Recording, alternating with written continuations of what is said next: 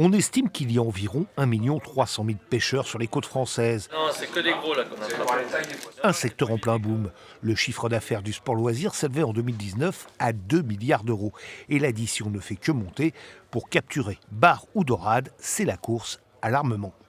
Il y a de plus en plus de nouveautés qui apparaissent et le matériel qui évolue de plus en plus. Et aujourd'hui, c'est un milieu dans lequel les gens vont s'épanouir dans un loisir, donc le week-end, et vont investir de plus en plus dans du matériel qui est à la pointe de la technologie. Pour promouvoir les produits, les firmes font même appel à des influenceurs. Christophe est guide de pêche en Bretagne.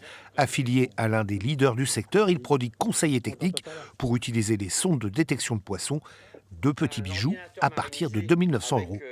Là, c'est le fond sous tes pieds qui se dessine en 3D avec les détections poissons, où les poissons se trouvent par rapport au bateau, s'ils sont bâbord, tribord ou en dessous.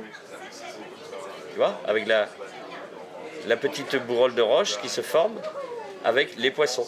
Les utilisateurs posent des questions lorsqu'ils se posent des questions sur les réglages, par exemple, et moi, ça me permet de leur répondre et de les faire avancer très rapidement. Moins d'informatique, plus de mécanique pour les kayaks de pêche, des produits qui se vendent comme des petits pains.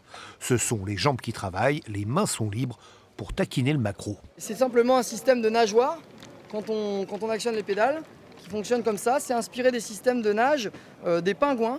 Et il y a également les tortues qui nagent sur ce système-là, avec cette souplesse qui se fait autour d'un mât.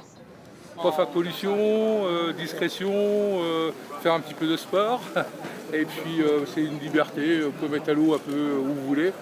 La passion a un prix entre 2 500 et 5 000 € pour le canot. Avantage, pas de frais d'essence.